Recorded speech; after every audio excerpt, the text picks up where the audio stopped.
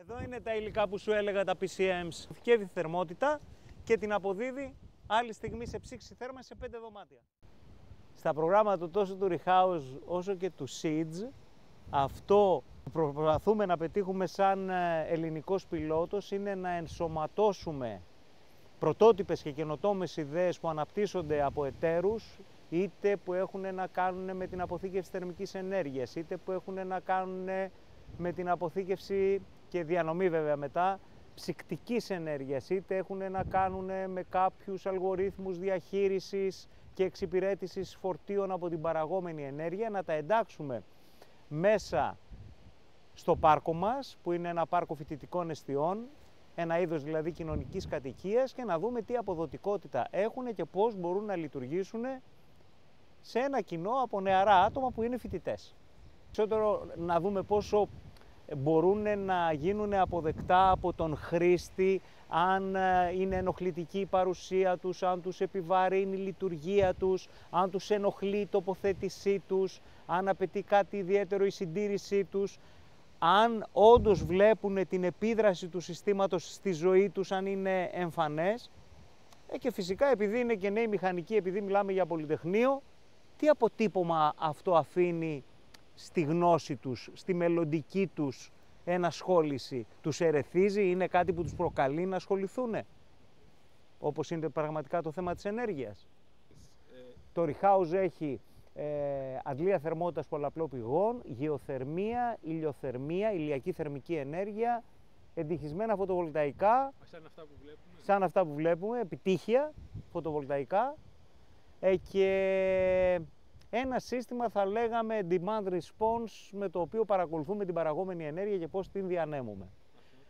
Το Siege από την άλλη, ενώ έχει βασικές ίδιες τεχνολογίες, το πιο έξυπνο που έχει το Siege είναι ότι εφαρμόζει και τεχνολογίες AI όσο αφορά το θέμα του smartification της παραγωγής, θέμα της συντήρησης, μας ενδιαφέρει πάρα πολύ, της βιωσιμότητας δηλαδή αυτών των συστημάτων μελλοντικά και τι απαιτούν από συντήρηση, γιατί ποιος θα έχει μετά τη συντήρηση. Εδώ είναι ένα κάμπους, θα την έχει το πανεπιστήμιο, αλλά σε μια οικοδομή ποιος θα αναλάβει όλα αυτά τα θέματα, να τα παρακολουθεί και όχι να κάνει ο ίδιος τη συντήρηση, αλλά εν τη αυτή περιπτώσει να ξέρει πότε πρέπει να γίνει η συντήρηση. Θα είναι περιοδική, θα είναι predictive η συντήρηση αυτή, θα είναι diagnostic η συντήρηση αυτή.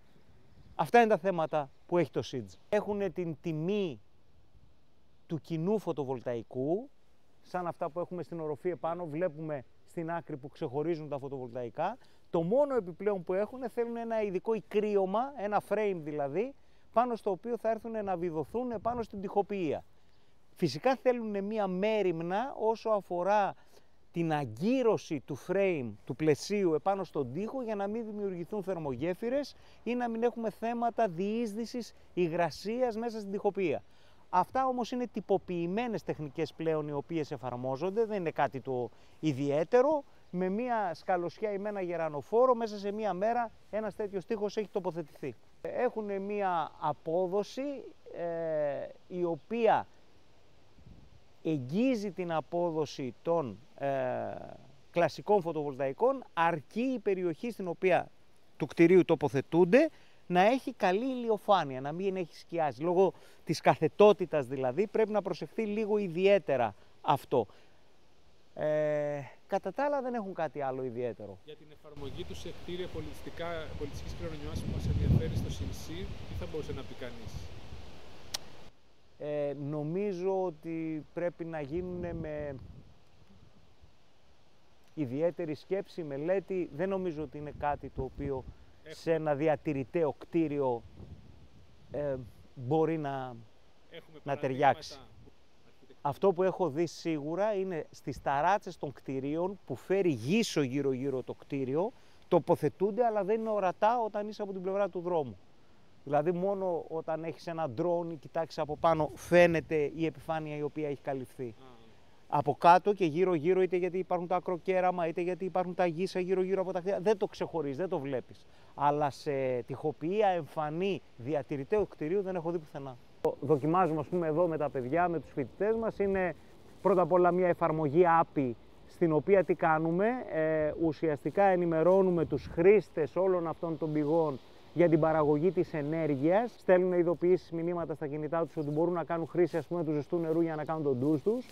Όταν ακολουθούν την προτροπή αυτή, υπάρχουν και κάποια ενεργειακά νομίσματα, energy coins τα λένε, όπου τους πιστώνουμε για αυτή τη συμπεριφορά και ανάλογα με τον αριθμό των coins τα οποία μαζεύουν, στο τέλος μιας χρονικής περίοδου, μπορεί να είναι μία εβδομάδα ή ένας μήνας, πιστώνονται κάποια βραβεία, κάποια δώρα που μπορεί να είναι από μία βόλτα με ένα ηλεκτρικό ποδήλατο ή αγορά ενός βιβλίου που είναι με τη μορφή κουπονιών που μαζεύουν από τα ενεργειακά νομίσματα, και με αυτόν τον τρόπο προσπαθούμε να τους κινητροδοτήσουμε. Γιατί στην κατοικία δεν υπάρχει αντίτιμο, έτσι, είναι μια κοινωνική κατοικία. Είμαι ο Πασχάλης Σοκαλίτσης, είμαι εκπαιδευτικός, συνεργάτης επιστημονικός εδώ του Εργαστηρίου Μηχανολογικού Σχεδιασμού, του Τμήματος Μηχανικών Παραγωγής και Διοίκησης του Δημοκρίτου του Πανεπιστημίου Θράκης. Οργανώνω τις εκπαιδευτικές επισκέψεις στο Πολυθεματικό Εκπαιδευτικό Ενεργειακό Πάρκο Ήρων. Εδώ βρισκόμαστε στο κέντρο, θα λέγαμε, ελέγχου όλων των εγκαταστάσεων που είναι τοποθετημένες και εγκατεστημένες στο πάρκο. Ελέγχουμε την αξιοποίηση της ηλιοθερμικής ενέργειας, την παραγωγή της ηλεκτρικής ενέργειας από φωτοβολταϊκά και τις διάφορες μηχανές καύσης πετρελαίου και βιομάζας που υπάρχουν στο ενεργειακό κέντρο. Και μιλάς και με τα παιδιά. Και πάντα μιλάμε με τα παιδιά, κάνουμε ξεναγήσεις σε μαθητές δημοτικού από 5η-6η δημοτικού και πάνω, γυμνασίου, λυκείου και σε φοιτητές, και προσπαθούμε με βιωματικές δράσεις, με πειράματα, με διάφορες δραστηριότητες να τους εμπλέξουμε σχετικά με την ενέργεια. Σε 40 ηλιοθερμικά πάνελ, εδώ είναι τα φωτοβολταϊκά, εδώ είναι τα PCMs που τώρα δεν μπήκαν βέβαια στη φωτογραφία. Εδώ είμαστε εμείς, εδώ είναι το γεωθερμικό πεδίο, παραδίπλα, και η ανεμογεννήτρια. Πώς δουλεύει το γεωθερμικό? Μπορώ να κάνω συλλογή θερμότητας όλο το χρόνο. Δηλαδή, το καλοκαίρι έχω ανάγκη στην ψήξη. Άρα θα μαζέψω τη θερμότητα και θα την εισάγω στο σύστημα μου, ώστε να πέσει η θερμοκρασία μου συνολικά. Το αντίθετο του χειμώνα. Έχω 0 βαθμούς έξω. Έχω σταθερή θερμοκρασία 13 βαθμούς. Αυτούς τους 13 βαθμούς θα τους πάρω και θα με βοηθήσουν να ανεβάσω. Και γιατί δεν το κάνουμε παντού, γιατί δεν είναι η λύση για όλο το... Πολύ ωραία. Αυτή είναι η επόμενη ερώτηση. Γιατί έχει ένα κόστος το σύστημα εγκατάστασης και γιατί δεν υπάρχει παντοχώρος. 30 τόνους πέλετ βιομάζας που τη χρησιμοποιούμε σε περίπτωση που οι καιρικές συνθήκες δεν είναι καλές και δεν μπορούμε να έχουμε θερμότητα από το ηλιοθερμικό πεδίο. Εδώ λοιπόν είναι ο λέμπτας βιομάζας, έρχεται το πέλετ από έξω με αυτό το μηχανισμό με το έμβολο, το φέρνει εδώ για καύση. Αυτό το ψύκτη απορρόφησης θερμότητας που κοστίζει 500.000 ευρώ μετατρέπεται σε ψήξη. Οπότε δίνουμε το ζεστό νερό το καλοκαίρι που δεν έχει να το κάνει, δεν χρειάζεται σε 80 βαθμών, 90 βαθμών ζεστό νερό, το μετατρέπει σε ψήξη και το μετατρέπουν το ζεστό νερό σε ρεύμα. Πειραματικές διατάξεις. Εδώ λοιπόν συλλέγεται το ζεστό νερό από τα 740 πάνελ που έρχεται το πάει το κρύο και έρχεται το ζεστό νερό. Πρέπει να έχει μια αντλία, τη γεωθερμική αντλία. Ναι. Αυτή που βρίσκεται εδώ στο κτίριο και θα γίνει πολλαπλών πηγών αντλία. Το που έχουμε κάνει είναι μόνο που δεν φαίνεται πλέον και δεν μπορεί να είναι μόνιμο, με χ, να σημαδέψει στα σημεία των γεωτρήσεων. Ονομάζομαι Νίκη Ευστρατείου, είμαι γεωλόγος και συμμετέχω σαν ερευνητική συνεργάτηδα σε προγράμματα εξοικονόμησης ενέργειας, με ανανεώσιμες πηγές ενέργειας. Εδώ πέρα βλέπουμε το γεωθερμικό πεδίο, όπου υπάρχει μια σύνδεση στην γεωθερμική αντλία μας, η οποία χρησιμοποιείται σε διάφορα έργα ενισχυόμενη.